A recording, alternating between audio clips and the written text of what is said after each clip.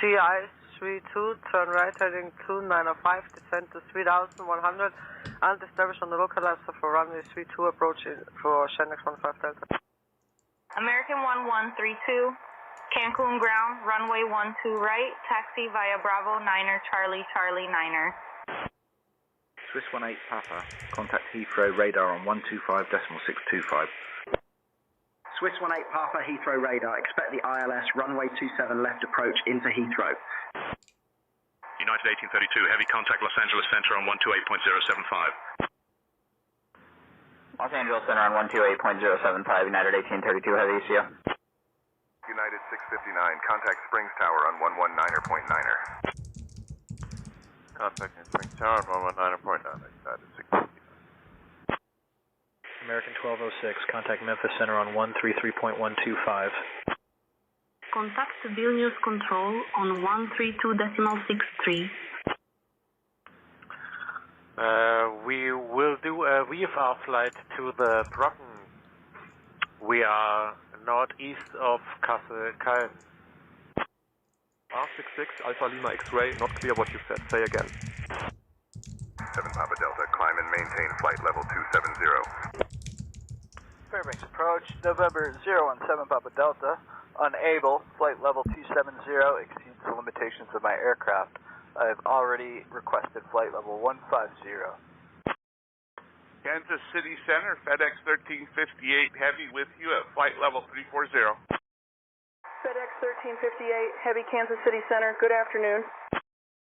Air Senegal 1031, no Oxford Control, identified. Good afternoon. Southwest 127, contact departure. Over to departure, Southwest 127. Runway 14, clear for takeoff. Pilatus 13 Whiskey. Sunday 1011, Venizelos ground, taxi to North Apron Gate, B42 via Alpha 11, Alpha, Kilo, Charlie, Juliet, good day. Sunday 11, request taxi to the gate.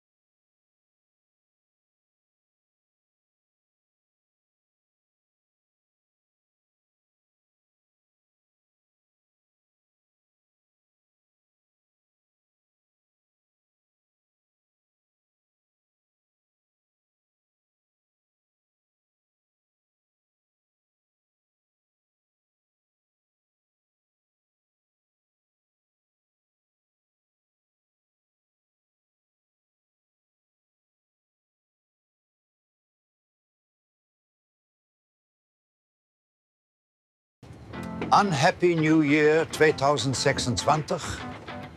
Ich gehe in die Keuken und drück hier op Knöpfje. Happy New Year and cheers from Norway to all our SayIntentions users. Dear SayIntentions users, my name is Duncan MacLeod, and I wish you a Happy New Year. Hey, my dear followers on Insta, I wish you a Happy New Year 2029. My name is Alejandro El Hombros y Paellas y Haciendas García de la Torre y Pérez del Campo Rodríguez de Arrieta, del alcalde municipal del Real Madrid, and I wish you a Happy New Year. Hello, I am Ranjit, and I wish you a Happy New Year 2026. Hellas, I am Dimitrios. I wish you all Happy New Year from Greece. Hello, I am Deshaun Williams, and I wish you a Happy New Year from NYC. Hello, my name is Felipe. I am the newest addition to the SayIntentions cabin crew, and I wish you all a Happy New Year 2026.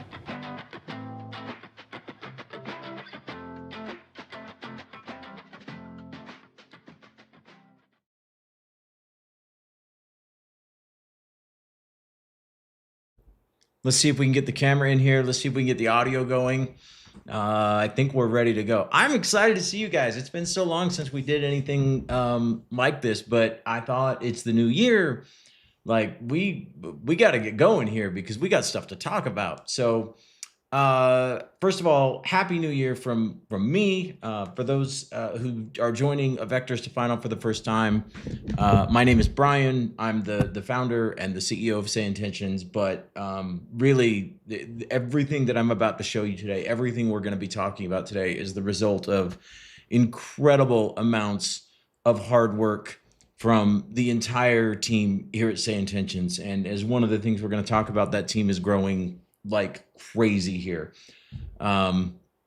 It's definitely not just me. It used to be me and my dad, and this is what we were doing, and it turned into this big thing, and now it's this big thing.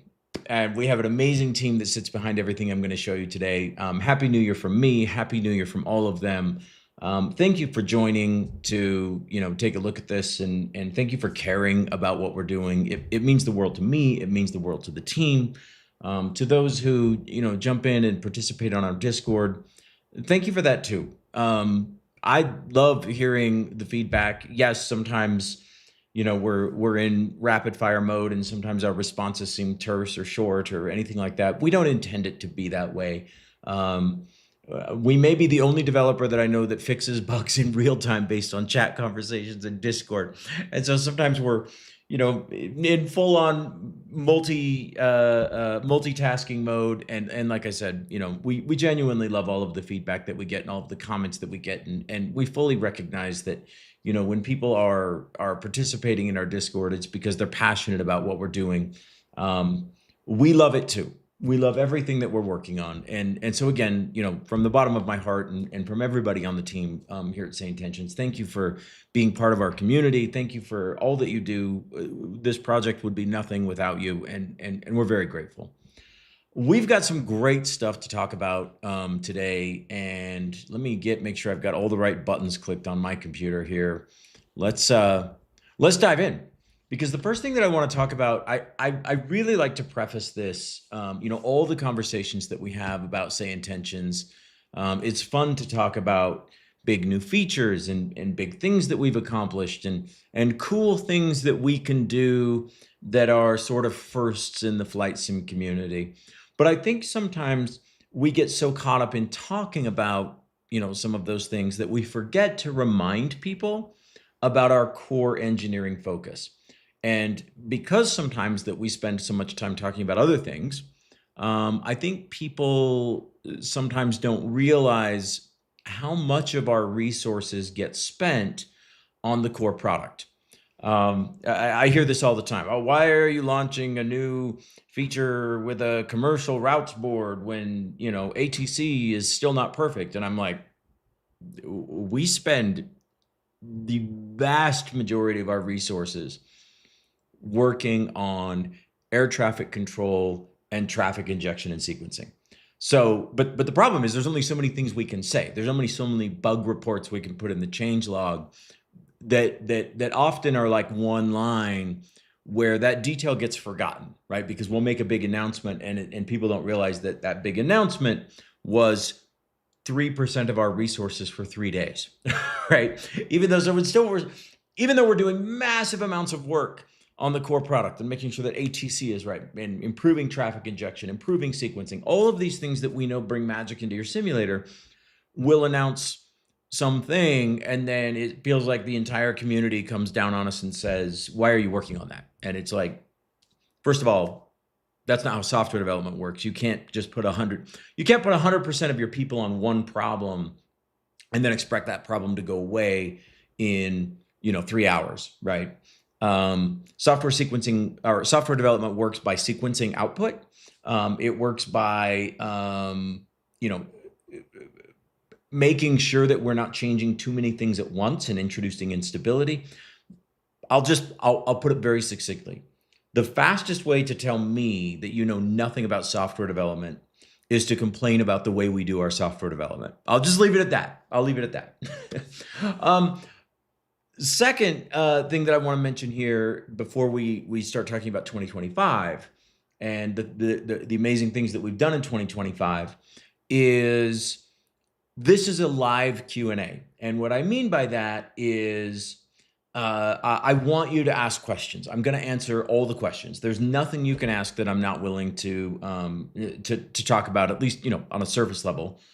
Some things we can go into a lot of detail on. Some things I'm happy to give you answers.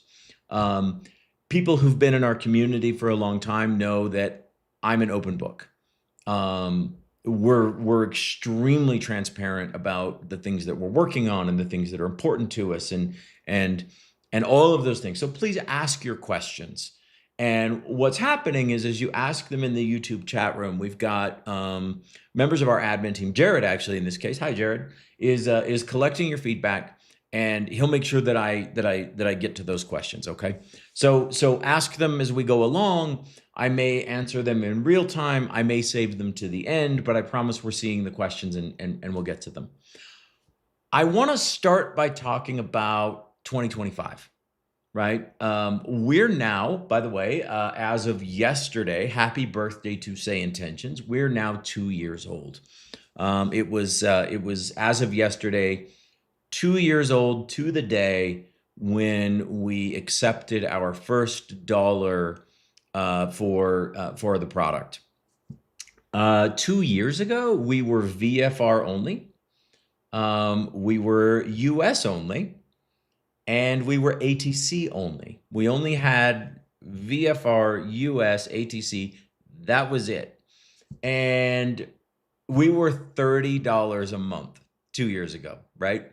I look back on those days and I go, why did anybody ever pay us for what we had back in those days? And I'm grateful to those who did, because for me, it was a vote of confidence in the future and the direction that we could take this.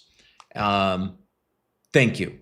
For those of you who were around back then, thank you, because it was it's been a heck of a ride.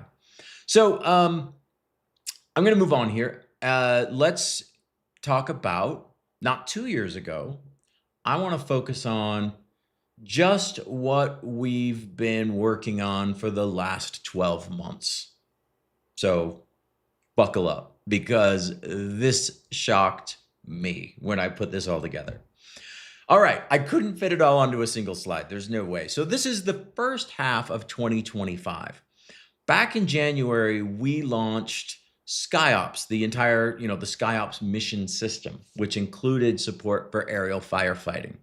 We also announced that we had acquired the technology from AI Flow and AI Ground, and that we had hired the AI Flow, AI Ground developer, Roland Foster, and that he would be joining our team and helping us build out our traffic injection and sequencing system. Remember, 1 year ago, we didn't have traffic injection and sequencing.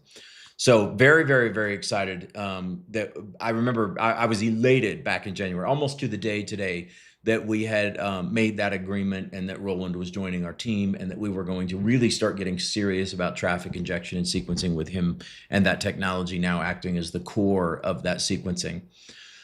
We also launched Pushback and we announced AI ramp agents.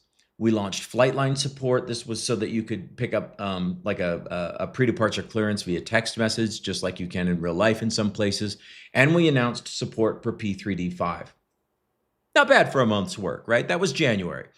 We moved on and we in February, we launched our predictive AI ATC shortcut system, which today I feel like is one of the coolest parts of our ATC because it really makes it so that each flight feels a little bit different, but also each flight feels like it's sort of simulating what it's like when the airport is busy or not busy. And we also have since introduced vectoring shortcutting and all kinds of interesting things that keep that experience of the arrival always feeling more real, not scripted, not coming out of a book. Nothing is predetermined on your arrival. Or on your departure. As you're entering that airspace, the whole sequencing is adjusting and changing and shortcuts are being given where they can. It's very, very cool. We significantly expanded our European voices in February. And then in March, we showed everybody on one of these sessions our first preview of Living World, of traffic injection and sequencing. It was pretty rough, not gonna lie, but it got some, some excitement that we were looking for. We launched checklists in March, the first iteration of checklists before we had automation and those types of things. But it was our first look at people saying, hey, look, we can make the Copilot do something more than just handle the comms. We also launched in March the Skynet multiplayer traffic system, which is now becoming super popular. And of course, in March, for those who were there, you got a chance to meet us at FS Weekend in the Netherlands. In April, we launched a new tool called Sim API, which allowed SayIntentions to work with any flight simulator. And I'm super proud of the fact that the community has now built adapters for other flight simulators, not just Microsoft and not just X-Plane. But for example, we've seen the community build adapters for DCS now. Yes, you can actually fly SayIntentions inside. You can actually experience SayIntentions inside of DCS. It's massively cool. And that's all thanks to the community and the Sim API system that we launched back in April.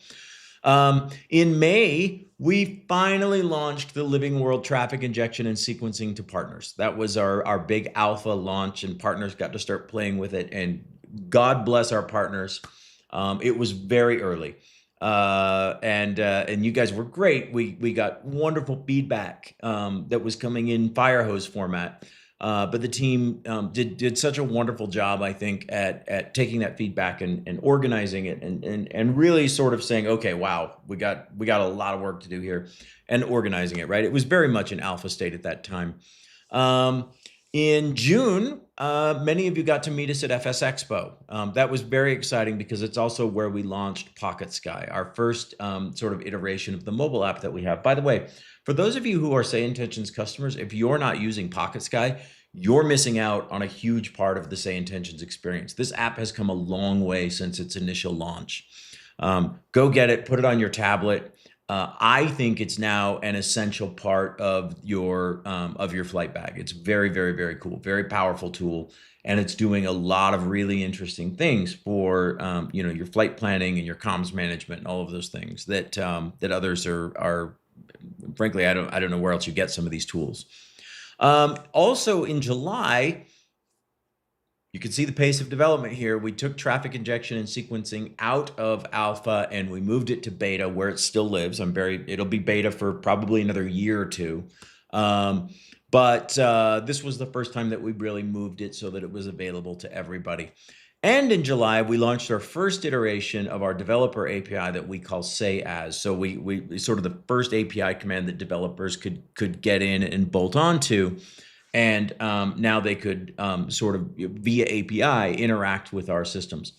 The important part of all of this, though, is not really the stuff on the left. It's how we're spending our resources. And in the first half of 2025, you can see that even though we're launching all of these cool things, checklists and Sim API and Pocket Sky and all of these cool things, look where the bulk of our resources got spent. So even though we're announcing tons and tons and tons of new features in the first half of 2025, 74% of our resources, our time, our money, our people are going into the core product, right? This is a really important distinction for people to understand that where we're spending your money, right? What is it being used for? And the answer is the stuff that you love, right? Traffic injection, sequencing, ATC, the AI logic that drives ATC, those are still where the bulk of the resources are getting spent. But what we're able to do with such a tiny amount of additional resources, in my opinion, is staggering, right? If you say, all right, well, with the remaining 26%, that list on the left is what we're getting done. That is mind-blowing to me.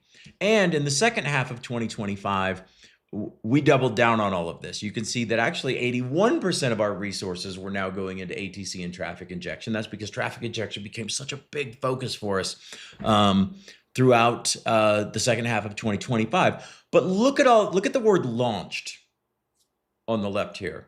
So with the remaining 19% of our resources, right? Look at all the things that were launched. Well, in August, we passed an amazing milestone.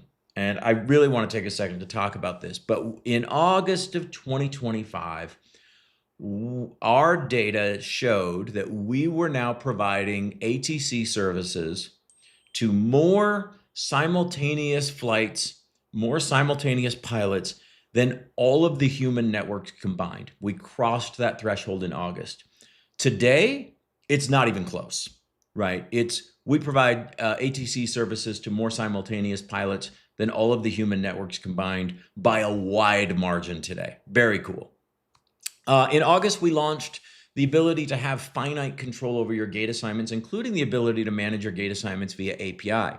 We launched Taxi Tuner version 4, a massive upgrade to the airport ground experience, right? We also launched support for TFRs in the US.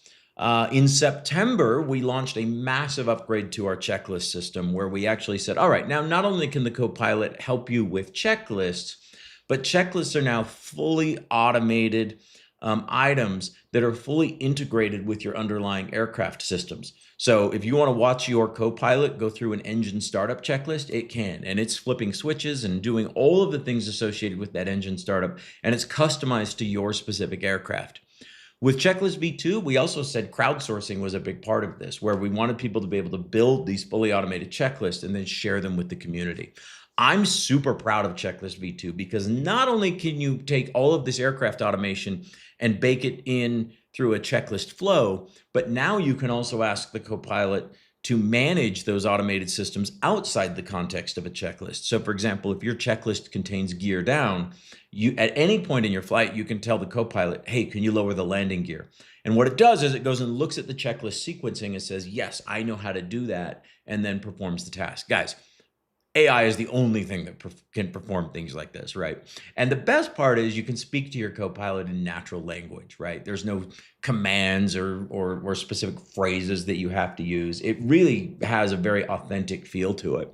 So Checklist V2 was in September, as well as full cockpit, Copilot cockpit automation. And in September, we expanded our developer toolkit to be many dozens of different API calls, and that's all possible through our new SAPI interface, where any developer now can completely integrate the SayIntentions experience into their product. You can also use the SAPI API to integrate into things like a whole variety of existing flight sim plugins, right? So those of you who like scripting and things like that, go take a look at that developer interface if you're not using it already. It's very cool. We also launched our new pilot portal in September, bringing us out of the dark ages.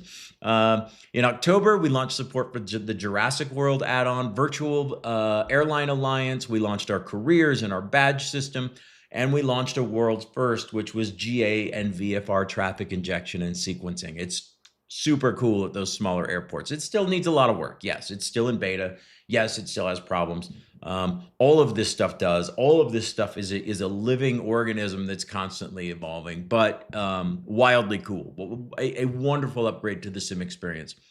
We also launched moving maps and live traffic views that were visible both in the core application as well as inside of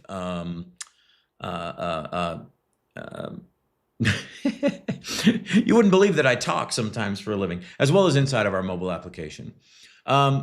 The ACA Mission Board, our partnership with the Air Care Alliance, so that people could fly Angel missions and actually donate back to, and will donate back to that organization when you fly those Angel missions, was launched in October, as well as a variety of airport lookup tools. In November, we announced a price drop, right? I was very excited about this. The stars aligned for us. We were able to get the price down. We launched StreamKit, a new tool called StreamKit to our content partners, a commercial route board, a SkyOps mission generator.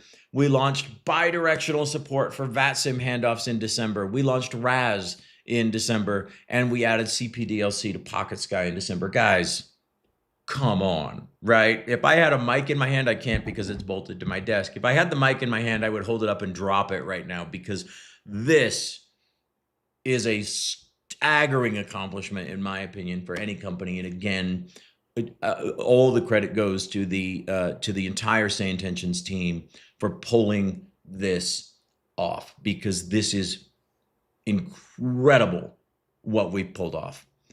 And, you know, as I reflected on 2025, my big thought went to, geez, if we did this in 2025, what are we going to do in 2026? And we'll talk more about that in just a minute. All right, let's move on, because we had some major highlights that came out of this. The first one, and you guys might find this very interesting, which is we tripled in size in 2025, both the size of our customer base as well as the size of our team. And that's really important. I want you guys to understand that we actually did scale the team proportionately to the size of our customer base. And that's one of the reasons that you saw that incredible list just a minute ago. But we tripled in size in 2025. And I fully expect that we'll triple in size again in 2026. I mentioned this important milestone. We're now providing ATC coverage to more concurrent pilots than all of the human networks combined. That was a milestone that I was really proud of. The team was really proud of. We're definitely growing.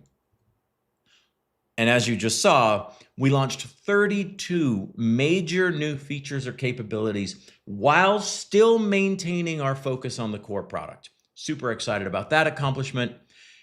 And this might be the one I'm the most excited about, which is that at the end of every flight, you're presented with a feedback survey. And we take that feedback very seriously. We go through it very carefully. Thank you to the people who take the time to do that. But during the month of December, our average score on that flight feedback was 9.7 out of 10, right? 10 means I had a perfect flight and nothing went wrong. What we're finding, this is actually quite funny, is that as the product gets better, we're not getting fewer bug reports, we're getting different bug reports, meaning the bug reports are becoming more and more picky. It used to be, hey, this big thing went wrong. And now, as we've been obviously working on the product, that gets whittled down and down and down and down to where we're still getting the same number of bug reports, but it's, hey, this little thing went wrong. And we want to continue to drive at getting the number of bug reports down, at getting those flight feedback numbers up. Please, nothing makes me happier at the end of a flight than seeing a perfect 10. If your flight went well, I'm begging you, click the button that says everything went great. Please, it means the world to us. You would not believe how carefully myself and the team track that metric.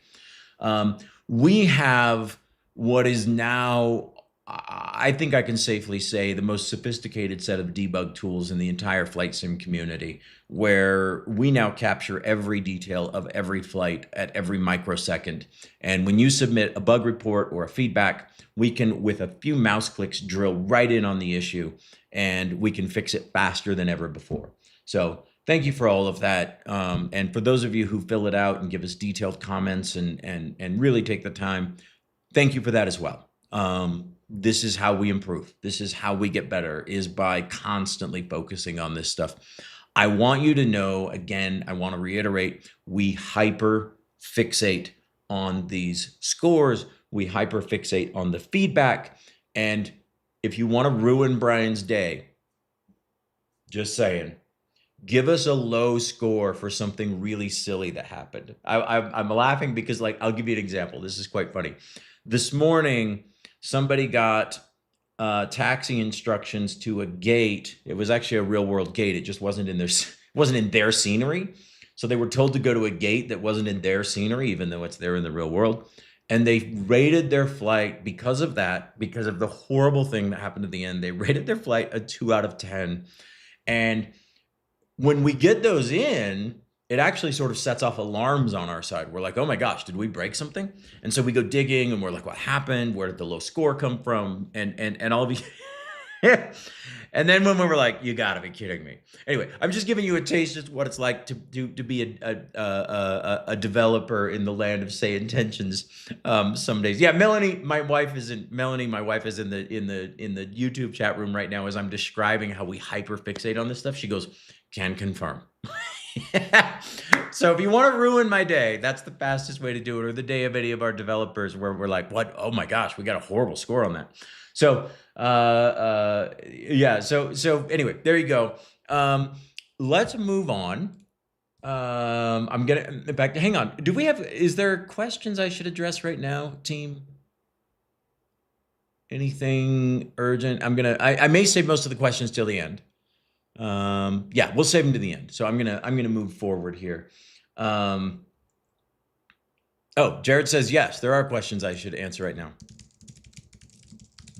Hang on, I'll type quickly and try not to hold this up. Yeah.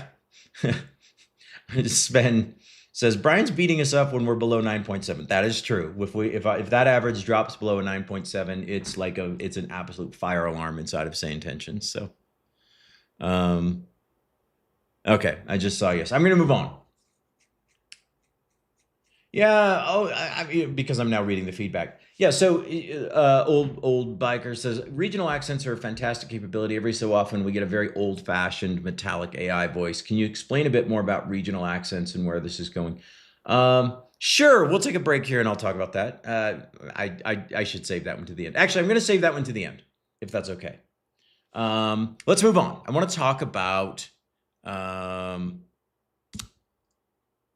well, I got to mention this one, right? And I put this in here specifically so that I could mention it. Everything that I just showed you, we've done while lowering your price and not raising your price. And we're very proud of that. And I promise you that my promise has always been this. So there's two promises that I've made to our customers, and I've made these promises since January 1st of 2024. Number one, we will continue to get better, right? What you see now is not the final product. And the team hyper fixates on this. In fact, I can tell you that over the holidays here, I told the team to take it easy, and they didn't. And part of the reason for that, and I wish I could emphasize this more, but part of the reason that didn't happen is because we love this stuff every bit as much as you guys do. When we add a new feature, when we fix a bug, when we take care of something or make something better, the entire SayIntentions team gets just as excited as you do, right? So when I told the team to take a break over Christmas and nobody did, guys, it's because this is what we love working on, right? We love this stuff. We love this stuff. So yeah, thank you. I'm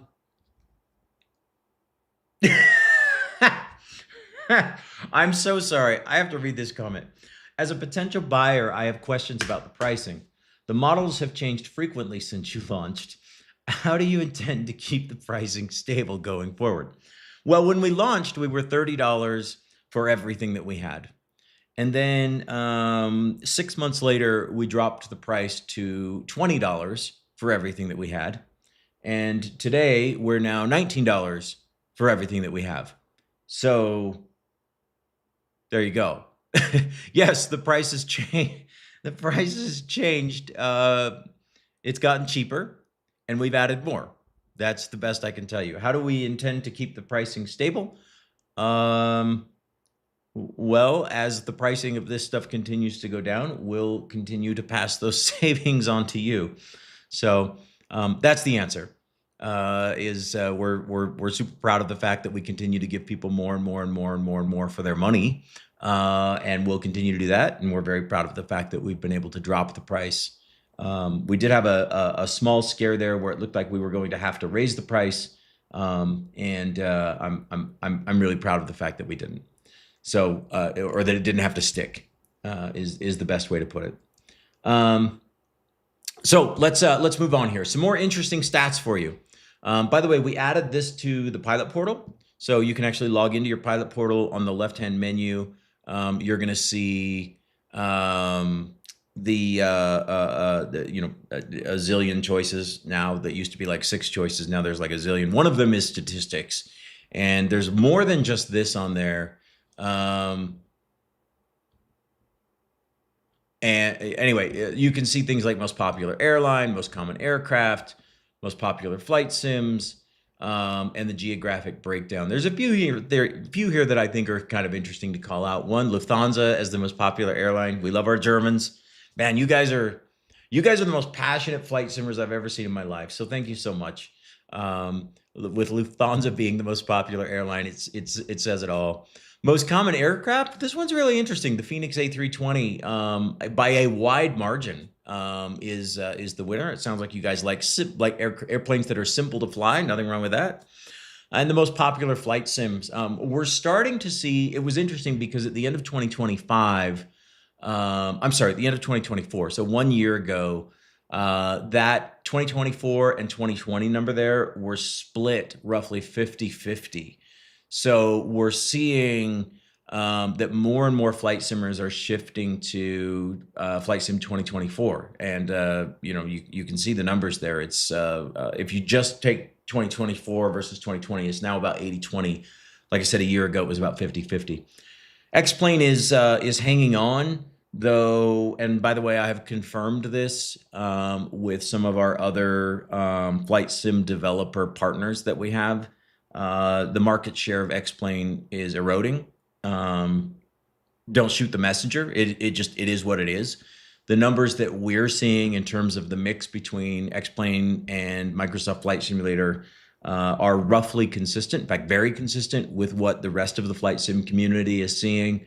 And the market share is slowly, very slowly changing. I won't try to interpret that, but that's what we're seeing. And again, that's consistent with what we're hearing from other flight sim developers as well. The geographic breakdown is also interesting, with the majority of our pilots preferring to fly in Europe, and of course North America is close behind. But I thought that you would find that really interesting. So let's move on here. Where do we go from here?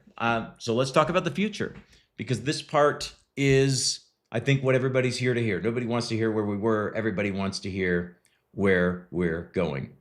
By the way, one of the arguments that we hear with X-Plane is, gee, if you would just bring traffic injection to X-Plane, your market share would increase. We're not. Look, we're working on that. So the point is moot. We're working on it, right? Relax. But where we're seeing that the amount of X-Plane users and the amount of X-Plane contribution to our network that we have is exactly the same as all other flight sim developers right now. That doesn't hold water. In other words, the idea that, gee, if we would just add traffic and traffic injection to X-Plane right now, we would see a big spike in X-Plane users. What we're hearing and seeing, and what the data says, is that that's fundamentally and mathematically not true. So it's a good theory. I've checked it every one way or another, and it doesn't work, but the point is moot. Again, I want to reiterate, the point is moot because we are working on it and it's coming. So relax. Okay, so where do we go from here? Let's talk about 2026. Well, for 2026, we have a number of core tenets and goals that we've set it as a company. The first one is, and this is a long-term vision, we're marching this way. We're not there yet, but everything that we do is leading us towards this goal, which is we want to unify Skynet, our traffic injection and sequencing, our ATC, into a single multiplayer universe. We want a single AI ATC that can sequence and manage the entire world. We've got a lot of work to do before we're there, guys. But this is where we're marching. In addition to this, I want to make it clear that we also want people to be able to detach from that universe and move into either a group universe that consists only of them and their friends, or a private universe that consists only of themselves. So that's really important, right? We want people to be able to live in whatever ATC universe they're comfortable with, by themselves, with their group, or the entire world together. So this is our marching orders. This is the long-term goal. The second tenet that we're working on for 2026 and beyond is that we want to increase the ATC accuracy rate. Right now, our ATC is giving correct instructions about 99.1% of the time. By the way, that's a gigantic improvement from where we were a year ago, where that number was closer to about 80%. We'd really like to get that to about 99.999%. Now, that looks like a very small increase. That is going to be a monumentally difficult challenge, because at 99.999%, we would be achieving a level of accuracy that significantly exceeds real world human controllers. I think we can get there. And that's the challenge that I've laid down before our team. That's what we're focused on. And as that flight feedback and scores and bug reports continue to come in, that's the number that we believe we're going to continue to drive. By the way, when we talk about ATC accuracy, that includes accuracy with the sequenced air traffic as well. The third thing is that we want that traffic injection and sequencing to become perfect. Now, I put perfect in quotation marks because we'll never be perfect, but that doesn't mean it's not something we can drive towards. We can always be striving to make it better. We can always be striving to make incremental improvements. We can always be striving to make sure that our scores are going up and not just becoming complacent with where we're at. So one of the core tenets for the way that we prioritize things is that we want that traffic injection and sequencing to become perfect. Again, we'll put perfect in quotation marks. The fourth thing is that we want to become the most indispensable and immersive add-on for flight simulation ever created. I feel like we're close, and I feel like this is an achievable goal. I feel like right now, the experience without SayIntentions is far worse than the experience with SayIntentions, right? I've often joked to people that I say, look, if one of our features is causing a problem, you really should turn it off.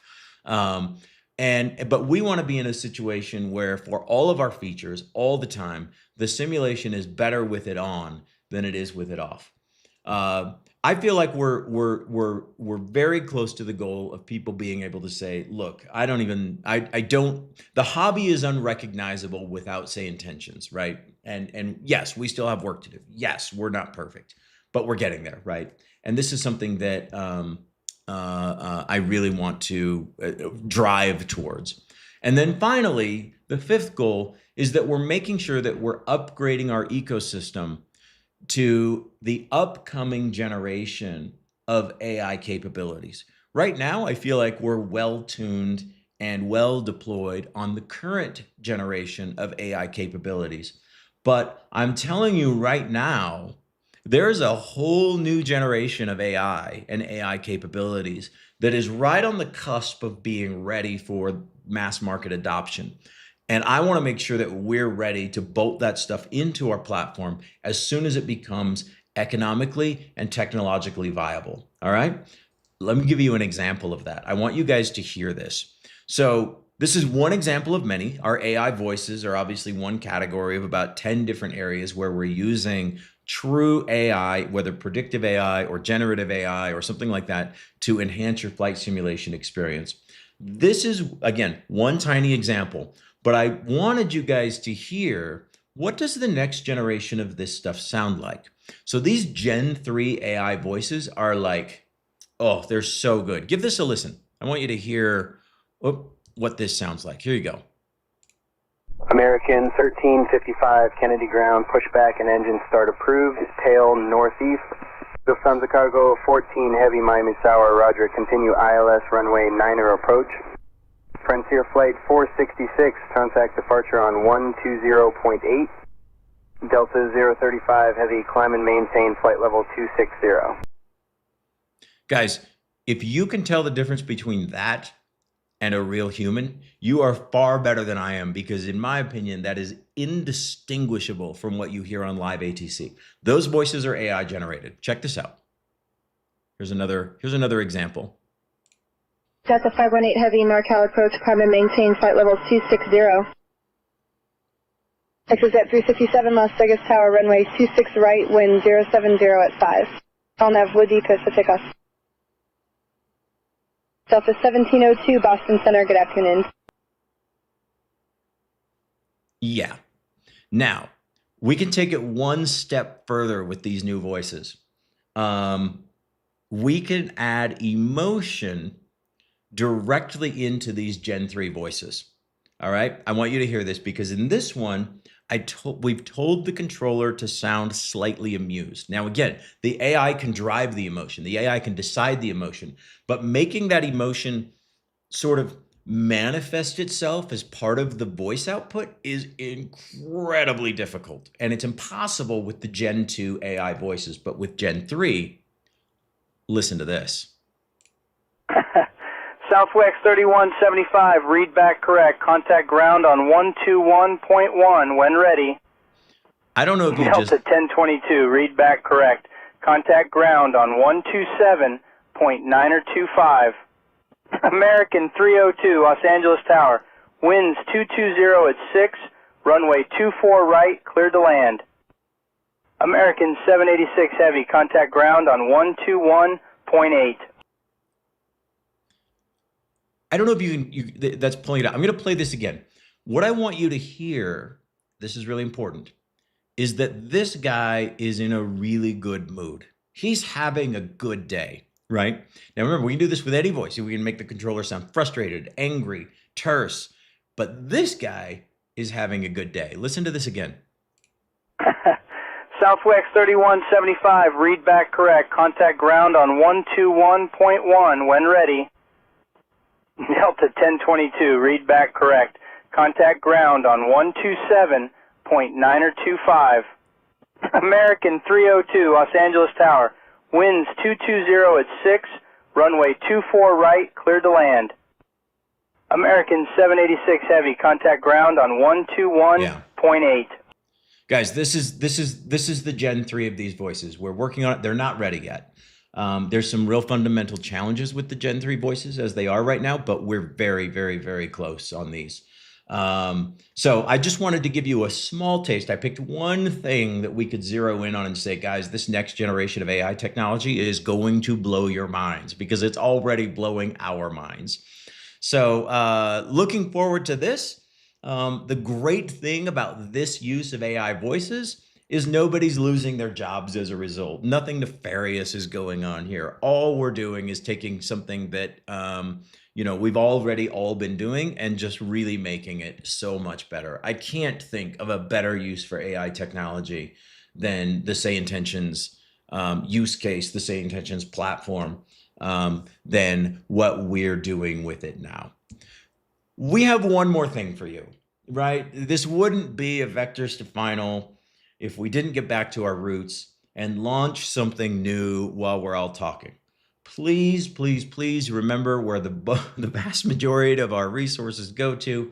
But when they pitched me this idea 48 hours ago, I loved it, and they quickly built it. Yeah, I can literally tell you it was 48 hours ago when I said, I love it, let's go. And then we went from proof of concept to now launching this feature that we call Groupie. Groupie is a group flight manager. So you can now plan group flights from a single hub, including shared flight details, gates, aircraft timing, and coordination without having to do all of the messy Discord planning. Each member of your group goes in, connects to Groupie. They choose to participate in your group flight. They pick their departure gate, and it will immediately load the flight plan into Simbri for them and basically do all of the heavy lifting with the coordination that's involved in doing a group flight.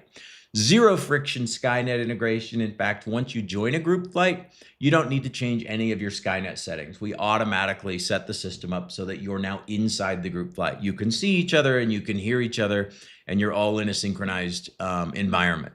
So no setup required. Your COM2 frequency automatically dials into the pilot-to-pilot frequency. You're ready to go. Fly together, stay together. Your group stays on a map. You get stats. You can do. We'll compare your landing rates, and we'll even, if you want, automatically create a private Discord voice channel just for you and your voice. So the question now is, when do I get it? And the answer is right now. If you're a SayIntentions partner, we'll be following our usual development cycle with this one, where it's now available in preview to all of our partners. Preview, by the way, means it's in alpha state, means it has bugs. Although we've had, as an admin team, we've had a lot of fun with Groupie over the last day or two as we've been testing it and experimenting with it and getting this going. So log into your pilot portal, look for Groupie on the left, and set up a group flight. If you're not a partner, anybody can join our partner program, right? And just log into the pilot portal and look for the Become a Partner button, and it'll explain how the partner program works. So for those of you who've already joined the partner program, here it is. Go have fun. Please schedule some group flights. Please give us feedback. And for the rest of you, we'll have it in your hands, I think, within the next 4 to 5 weeks. This is a really, really, really cool tool. So I'm very excited about this. And on that note, I'm ready to do a live Q&A. So, Jared, if you'll do me a favor, and in the Discord room, if you'll give me a fresh look at all the questions, so sort of, wipe out what's in there now because it's a little bit disorganized for me. Give me like a single sheet, and I'll go down from the top, and I'll just start answering the questions. We have, I think, a lot of questions. Yeah, there's a lot of questions in here. So I hope you'll forgive me if I give you sort of quicker answers here. Yeah, we're very excited about Groupie. Thank you. I'm watching your feedback in the YouTube channel here. Yeah, this is going to be awesome. And I'm very excited for this one. This was the brainchild of we call him B2. Brian Flighthound is the name that he goes by on Discord. We call him B2 because he has the same name as me, so he had to be the B2. So let's start with the helicopters and advanced AI aircraft. You asked whether helicopters are coming to the AI traffic system, asked about adding AI wingmen that can fly alongside you. We want to do all of these things. They're all on our list. So yes, adding helicopter traffic to the ecosystem is definitely something that the team is looking at. AI wingmen as well. I think we're trying to get a few more things stable before we venture too far down either of those paths. But yes, coming. Global coverage and regional support. Let's see. Do all SayIntentions features, including ATC, work in Africa? Yes. Yes. Well, no, I should clarify. We do have a couple of features that don't work outside of the US. One of them is full support for TFRs. And there's a couple other tiny things like that don't work outside the US because because there's no data. But 99.9% of our features work all over the world. Yeah, so no concerns there. Yeah, and that's actually the next question, is the NOTAM activity or dangerous areas can be injected worldwide, especially in regions like Europe where data is publicly available. Yes, so we have TFR support in the US. I've been able to get a good data feed. That's been actually a harder challenge than it sounds like for Europe. And I would expect that we'll be expanding the TFR system into Europe here probably within the next 30 days. I think we're ready for that. Outside of Europe, I just tell you the data is very difficult to come by, especially in a single format that we can consume it. So the TFR data, yeah, in the US now, coming to Europe soon, and the rest of the world, maybe we'll see. Mac Linux support, no plans at all. Zero. In fact, you saw the chart. There's no Mac or Linux support for Microsoft Flight Simulator. They do have it for X-Plane, but even Mac and Linux is a tiny, tiny, tiny fraction of the X-Plane community. So it makes absolutely zero economical sense at all for us to support the Mac or to support Linux. I'm sorry. I almost never say no to features, but that's one. There's just the economics behind it are not there. They will never be there.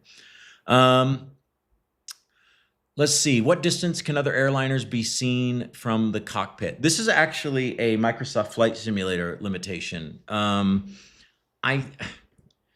It seems to change every time Microsoft releases a sim update. This gets tweaked and updated. You could actually see them from about 10 or 15 miles out at night. So if it's dark and the lights are on, you can see them a long way out. During the day, it's really small. It's like 2 to 3 miles. It's nothing like it is in the real world. So that's one where I would encourage you to send your feedback to Microsoft and tell them you want that to be a little more realistic. There are limits on pilot-to-pilot communication. None really. We have a special frequency for it. When you start a Groupie, you'll see a frequency in your frequency box that says group. Just click that, and that's the pilot-to-pilot communication frequency. But really, P2P works on any frequency. You can even use it on the CTAF and the Unicom frequencies already, so that already works. In TTV4, Taxi Tuner version 4, how to determine which clone is the most optimized? The answer is whichever one is the global default. So whichever one we've selected as the global default is probably the one that's the most optimized. So in other words, if you want the most optimized taxi experience, don't screw with it. That's probably the best way to word that one. And traffic behavior, Eric asked whether IFR and VFR traffic can be mixed again. I don't know what that means because they are mixed. And when Skynet will be reintegrated with IFR traffic outside of group codes, we've turned that all back on. So yeah, now is the answer to that. But yeah, IFR and VFR traffic have never been demixed. So you can turn them both on at the same time and it will mix them. Let's see. Is there a published list of the 500 tuned airports? I actually don't know. If not, I'll get it published. What we did for the by the way, hold on. I want to be clear on this, Randy. We have way more than 500 tuned airports. And just to be double clear, in worldwide, there's about 5,500 towered airports, around the world. There's actually about 88,000 airports if you don't count towered airports. But if you just say, all right, I only care about the ones that are under ATC control. There's about 5,500 of those. The vast majority of those have had some form of taxi tuning done on them already, almost all of them. When we talk about the list of 500 tuned airports, what we did is at the end of last year, I didn't even have this in my timeline. We undertook a project where we took a group of people and actually, laid down some pretty serious money to improve the taxi tuning on our 500 most popular airports. So of those 5,500, by the way, 98% of our traffic is in is narrowed down to just 500 airports. So you go, okay, so the vast majority of flights are taking place between, one of these 500 airports in the world. So we said, let's make sure that our top most popular 500 airports are the most optimized that they can possibly be. So that's what we mean when we say there's 500 tuned airports. There's actually thousands and thousands and thousands of tuned airports, but we took 500 and massively optimized them with Taxi Tuner V4. I'll make sure that we get that list published though, if it's not already. We'll put it in an FAQ article. A deeper explanation of the 74% figure, how much of that is attributable to ATC versus traffic? It's very hard to separate the two because so much of what we do with ATC is related to traffic, and so much of what we do with our traffic now is related to trying to get ATC sequencing in there. So as much as I hate to say this, it would be almost impossible for me to break that figure apart and say this is ATC and this is traffic, because from our perspective now, they're almost one and the same. Additional payment methods planned? Nope. Credit cards are what we're planning on. I'd love to accept PayPal, but PayPal actually does not have a functioning subscription system. We've reached out to them many times, and the answer is they have nothing that can do what we need. So that's what we've got. Is there an add-on that can relocate the aircraft on the runway, explaining that they cannot taxi. Oh, this is awesome. So if you're visually impaired and you need to spawn on the runway, the answer is go ahead. Our stuff doesn't care. So yeah, spawn on the runway, contact tower, tell them you're spawn on the runway, contact clearance, pick up your clearance, then contact tower and tell them you're ready for departure. So there's no reason to move your airplane. Just spawn there and take care of all the things you need to do, and then take off. So yeah, our stuff does not care if you spawn on the runway. We don't have a problem with that. Let's see, if you could change or add one thing to SayIntentions right now, what would it be and why? I would massively accelerate our ability to get to the unified universe where all injected traffic, all pilots, all ATC is unified under a single set of AI control. That's an enormously monumental task. It's going to take a lot of heavy lifting on our end. The day we get there will be glorious because it's, effectively the best of all worlds once we do, but that's what I would really, really, really like to get to. What premium features might become free as AI continues to improve? That's actually a really good one. We have a number of interesting tools that are inside of the product right now that we've talked about several times, trying to figure out how to make free. How do we get SayIntentions into the hands of more and more people, noting, that when it comes to AI and voices and things like that, we're very, very cost constrained.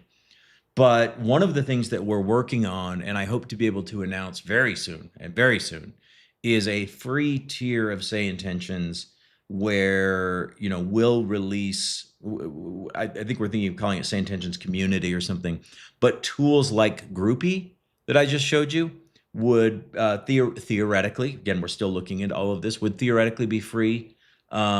Certainly the commercial route board, the mission boards, those types of things could theoretically be free. We're looking across the entire spectrum of our features and basically saying, hey, anything that doesn't have a fixed cost associated with its usage, we'd like to give away to the community for free. So stay tuned for that, but we do anticipate that a free tier will be launching here within the next few weeks or no more than months, right? We're very focused on that right now, actually, is trying to get this into the hands of more people. Whether or not, we can bring some AI functionality into that, I think we can. The voices are the real challenge. The voices are unbelievably expensive. But, AI logic in terms of like AI mission generation and things like that, I think we can do it. I think we can get some of that in there. So yeah, I am extremely hyped to get a free tier of this stuff into the community's hands. It will not include air traffic control. There's no way. But some of the other things that we have, we may be able to do. Let's see. Oh, are there plans to create a mode where users can control AI aircraft? So basically something where, you flip roles and you're no longer the pilot. Now you're the air traffic controller. We've looked at this and I don't want to go so far as to say there's plans for it, but we have looked at it and I think it's interesting. And I actually think that is even more interesting when you consider, our sort of broader view of flight sim air traffic control, which is if you're in an area that has human coverage somehow, whether that's, VATSIM or IVEO or whatever it is, we feel like, that's the better style of coverage. Now, not everybody wants that, and that's fine. But if you do want that and you are in an area that has that coverage, of course, that's what you should be using. And in our vision, there's seamless handoffs between all of these networks so that users can always have the best possible experience at any given time. Now, not everybody in the flight sim world shares that vision, which is why it's not done yet, although we've done a hell of a job making it happen anyway with our bidirectional handoffs and things like that. But yeah, we continue to look at this idea of saying, well, gee, if we have lots of humans who want to be controllers, maybe we could leverage them in some way and let them take that role, swapping back and forth between an AI controller so that, you never lose coverage, even if the human has to go to the restroom, right? We could go back and forth. We've looked at it. It's really interesting. I definitely wouldn't say there's plans for it, but I continue to be intrigued by the possibility of that. So, let's see. What ATC could ATC tax you to the ramp and the gate and then hand you off to company or ground operation to assign the specific gate? Yeah, we could add that. Sure. Typically, though, the gate assignment in real life is actually given by the ground controller, and it's typically sent to the pilot via CPDLC while the pilot is still in the air. So if you want sort of maximum immersion, maximum realism, we have that now. Fully supported now. You can get your gate assignment via CPDLC while en route, and it's honored by the ground controller when you land. So end to end, we have the most realistic experience possible there. But, you know, could we make it so that you get that and get your gate from company operations? Yeah. Coming soon is probably the best way to say that, because yes, we could and should. Regional accents. So this is one I dodged earlier, so I'll come back to it here.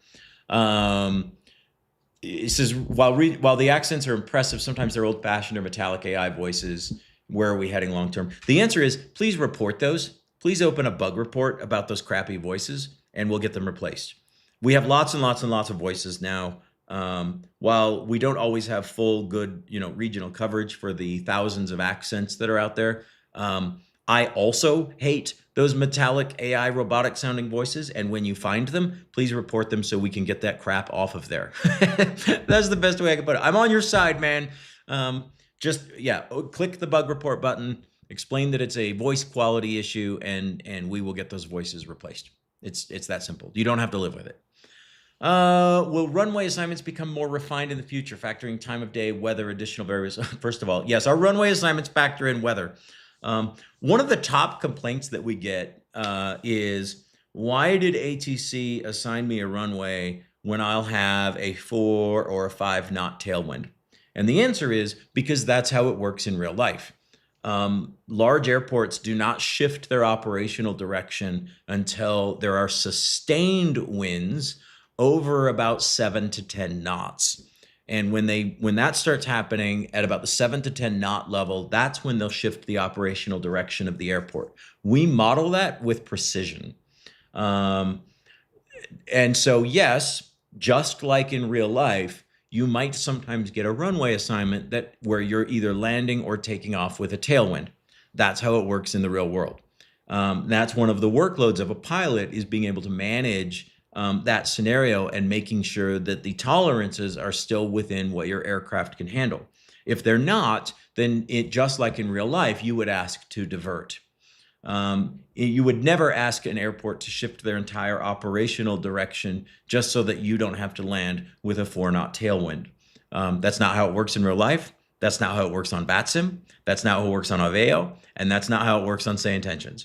However, we do have the ability for you to go in and change your settings so that you can request any runway you want. If you want to land with a tailwind or with only a 1 knot headwind, go ahead. You can change the setting, and ATC will now grant you any runway you want. So if you want to dodge all immersion and all realism and have ATC just be at your beck and call and give you whatever you want, please knock yourself out. We don't care.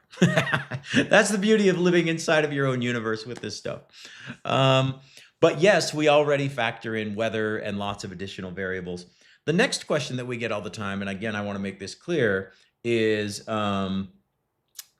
people say, well, in real life, that airport is operating west. Why are you operating east?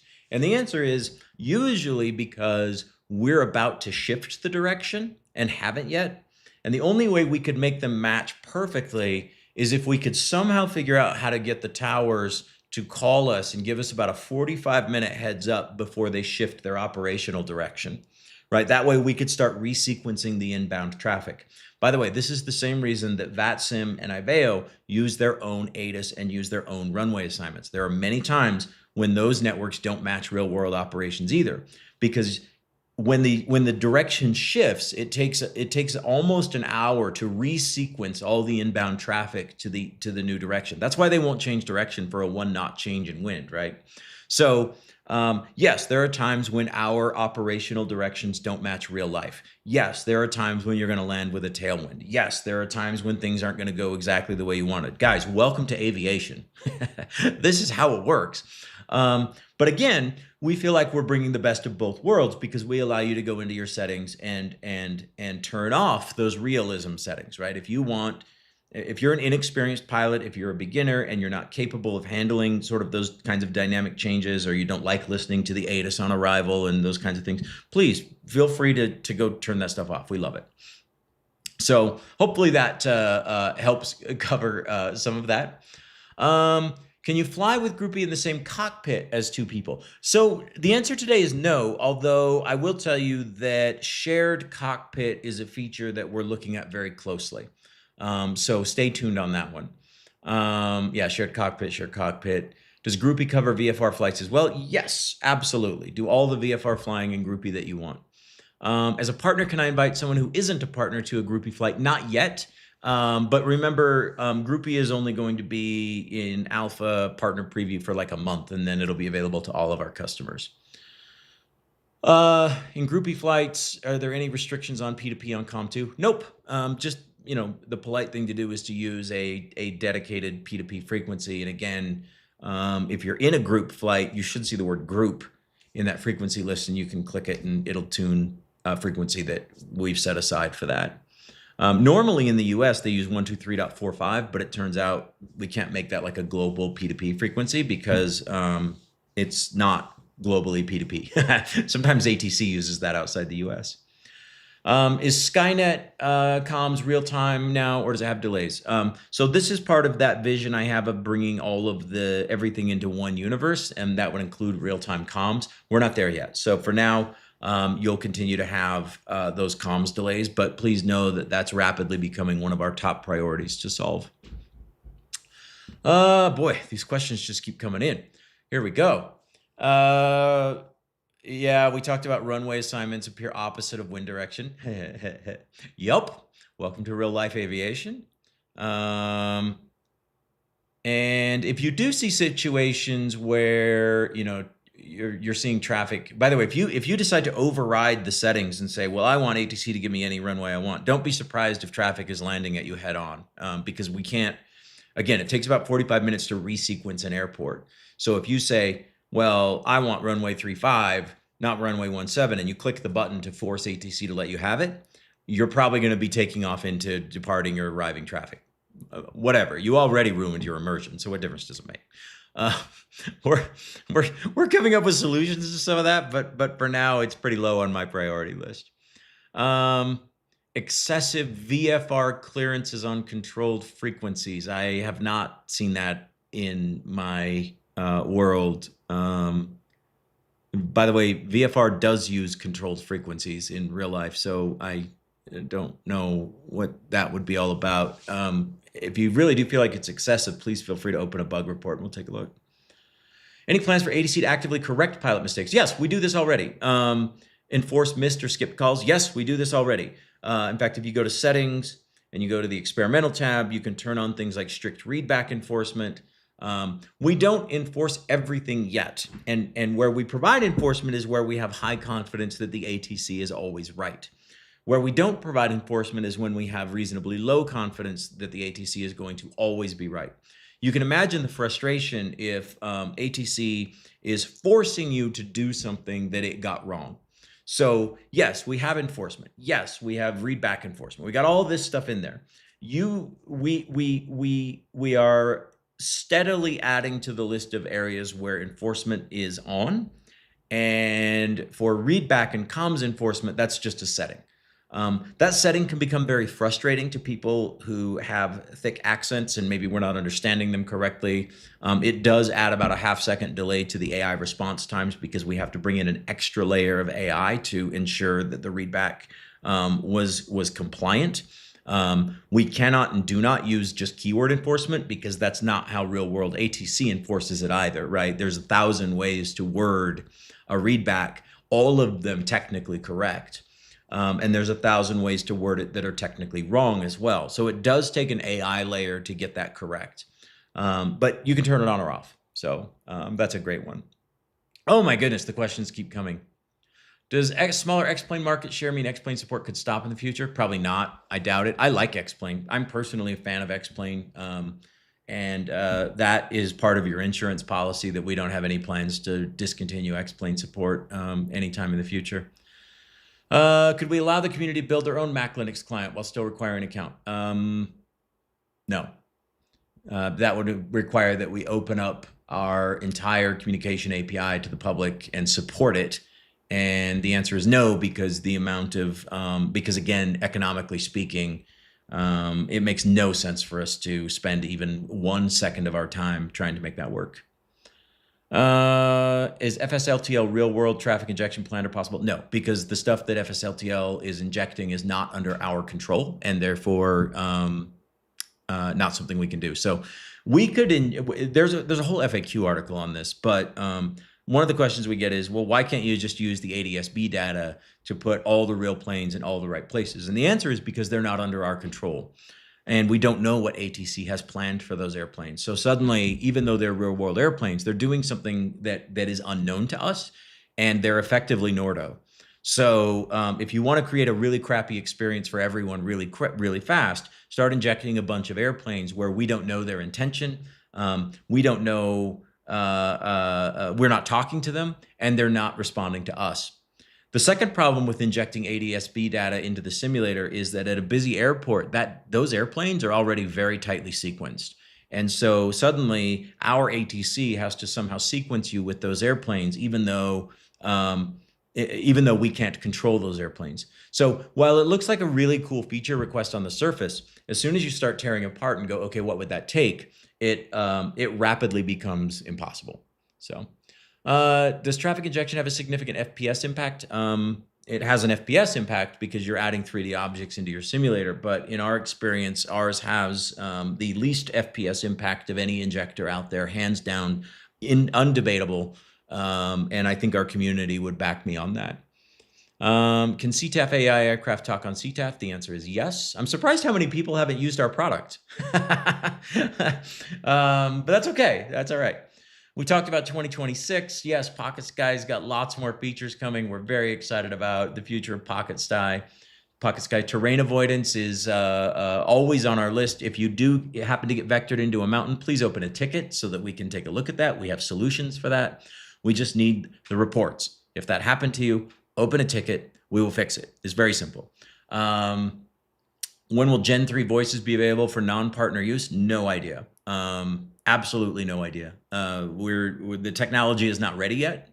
Our AI voice vendors are not ready with them yet. They're not giving us timelines, other than we're allowed to play with them and experiment with them. But I can tell you that even in our experimentation, those voices have a lot of problems. So it was more of a fun preview of things to come, but we're not there yet.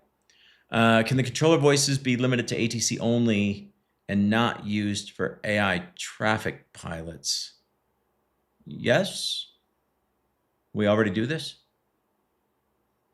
ATC readbacks sometimes get interpreted as profanity. Is this a known issue? Yeah. So so we have profanity filters, and if it detects that you're behaving in a way that's unprofessional, which isn't fair to our other users, and it's also a waste of money for us. But if it detects that you're behaving or yelling and behaving in a way that's completely unprofessional, those profanity filters step in. And of course, sometimes we get it wrong. In fact, we get it wrong about 0.0001% of the time, well within the tolerance for what I consider acceptable. And you go, well, what if you get it wrong? And the answer is nothing happens. You're not in trouble. It doesn't even get reported to us. All you have to do is go into your pilot portal and click the button, the little reset button that says, hey, a mistake was made, and then everything's back to the way that it was. I'm really proud of our automated enforcement of this. It does a wonderful job at keeping our airways clean and making sure that people are not abusing this incredible AI technology. And so while we're constantly improving this, if you do get falsely flagged for something, don't take it personally. Just go click the button to turn it back on, and it's fine. It's not a big deal. Have you considered making it free when using default departure and arrival airports? No, because we still have fixed costs for the AI and the voices, so we couldn't afford to do that. Can the chatter be adjusted so it doesn't cut out so quickly during boarding? No, if you want additional chatter during boarding, please just go turn on the subsidized chatter. Ta-da! Problem solved. Yeah, so do serious pilots really want to be controlled by rookie human ATC without choice? No, I would never do that to somebody. You would always be able to choose. I don't understand. Maybe I said something that implied otherwise, but of course we would let you choose whether you want to be on a human network or an ATC network or an AI network. Yeah, that's of course that would be a choice. Instead of a list, can there be a map showing all taxi-tuned airports? Sure, we can do that. Yeah, we'll get that done. Can Skynet injected scenery objects increase immersion? Maybe. Microsoft Flight Simulator does not make this easy. In fact, they make it unbelievably, every curse word you could imagine, difficult. The answer is a giant probably not. Mostly because we're not controlling most of those objects on the ground. Communication reception limitations based on altitude or minimum vectoring altitudes being simulated. No, not right now, because we found that we actually have it, and it's a switch that I can turn on or off. We found that it was incredibly confusing and difficult to a lot of pilots who didn't understand what was going on. I may make it a setting at some point. Do I need the boy, there's a lot of tech support questions here. FAQ questions. Randy, yes, you need the Randy, go read our traffic injection FAQ. It's all in there. Is traffic available when using Entourage? No, too expensive. I think I talked about why we don't use ADS-B data or integrate with any of the real traffic injection systems out there. I made it to the bottom of the list, everybody. I did it. Although I still see more questions coming in. We could probably go for maybe another, another couple minutes here, and then I'm going to pass out from exhaustion. So, can you give any assurances that SI will not be sold out to Microsoft or Asobo? No, I don't.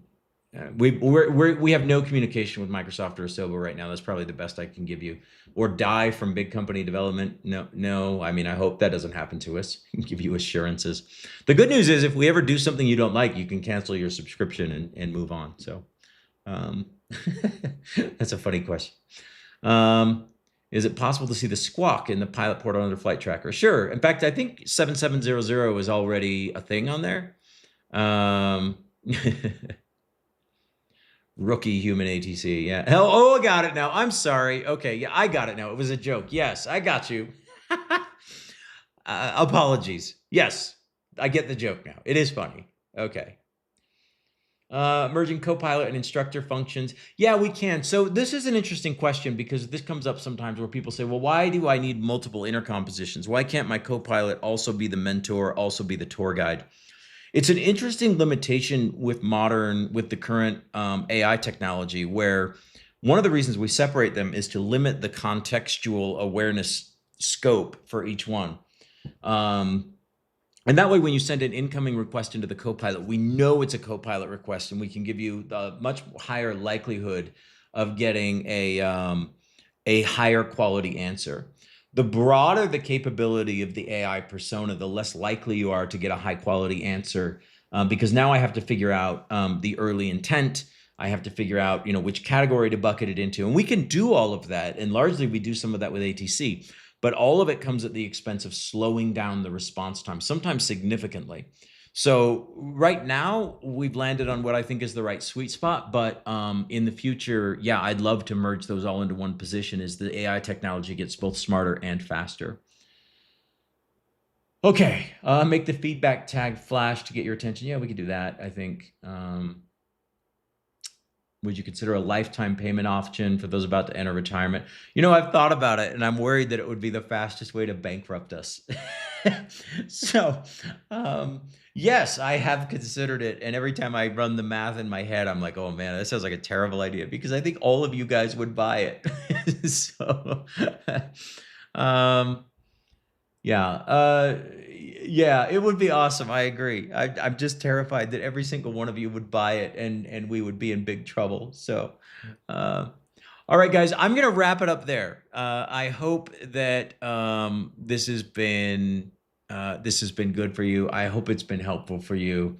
I love our community. I mentioned that at the beginning. I hope that I wasn't too terse in any of my answers to your questions. Please know that we take all of your feedback seriously. I really hope that it was helpful in just giving you, a brief glimpse into where we're headed and what we're thinking and what's important to us and those kinds of things.